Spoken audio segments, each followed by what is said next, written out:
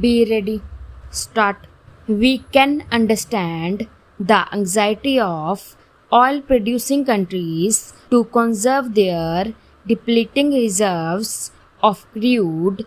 We also appreciate their desire to strengthen and diversity their economies through investments financed by larger revenues from their exports of oil. We extend our support fully to them in their effort to secure a dominant role in the international trade in oil, which has hitherto been controlled by a handful of private oil companies. We have cordial relations with oil exporting countries. The adverse impact of the rise in oil prices on the economies of developing countries like India is recognized by the friendly countries in Western Asia. We have to devise ways and means of ensuring that this genuine concern is adequately reflected in concrete measures. We are in close touch with oil producing countries and hope that we can find just solutions through appropriate mutual arrangements. We have satisfactory reserves of coal and sizable potential of hydroelectric power. We possess the technology for nuclear power generation. We are hopeful that our efforts at oil exploration will yield results given a little time and the necessary resources. We should be able to develop these to meet our needs, but the intervening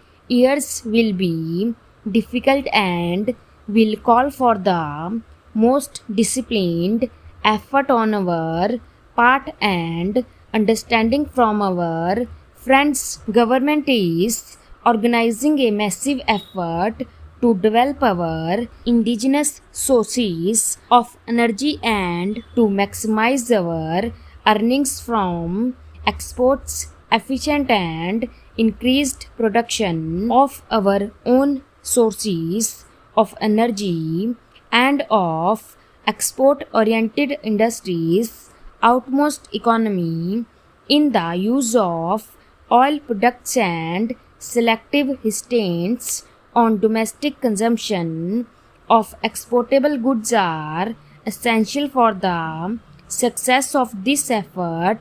I appeal to all sections of the people to cooperate fully with the measures that will be taken by government. The search for oil onshore and offshore will be pursued with vigor. The exploration which has begun in one offshore area will be intensified. We have already a joint venture for production of crude oil in Iran. The Oil and Natural Gas Commission has started exploration in a prospective area in Iraq, and similar ventures elsewhere are under consideration. Schemes for the generation of power will be given high priority, special attention being paid to improve the working of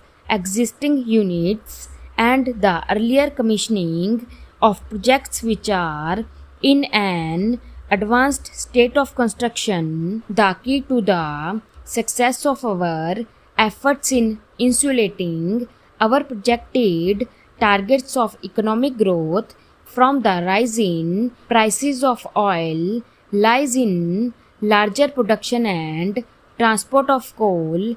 Department of Mines and the railways have geared themselves to the task of raising and moving the coal to various centers of consumption. The state governments on their part should ensure that necessary basic facilities like power and feeder roads are made available, a great responsibility rests on the managements and the 1.5 million workers of the mines and the railways. With their cooperation, the production of coal will be increased in 2007-8 to 290 million tons, if not more, and a steady flow will be maintained to keep wheels of industry running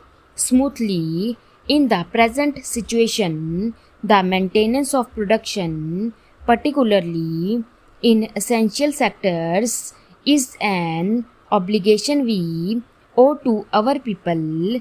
In recent months, the workers have been experiencing considerable economic difficulties. In spite of this, our workers, who have a proud heritage of patriotism, know very well that the situation can be improved only if the social tasks of production are viewed in the larger national perspective. Therefore, workers have to make a supreme effort to increase production and to ensure quick and uninterrupted movement. The is this only way in which they can contribute to relieve the shortages faced by the common people.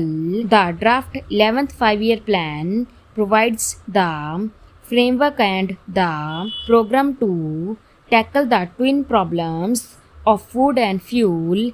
The strategy for agriculture is based on a combination of the application of new technology and widening the base of production. The emphasis is on the one hand and for the small farmers on the other, so that the very process of increased production ensures wider distribution region-wise as well as between different sections of the people. The plan gives special importance to the development of power, coal, oil and transport, and of industries like fertilizers, which are vital for agriculture. In a number of sectors, a large part of the output levels envisaged in the plan is based on the assumption of full and more efficient utilization of existing capacities. This is as much a part of the plan as new investment. For the first time, integrated sub-plans are being prepared within the overall framework of state plans for the development of backward areas, including hill and tribal areas, so that all sections of the people achieve certain minimum levels of social consumption in elementary education, rural health, and rural electrification. Stop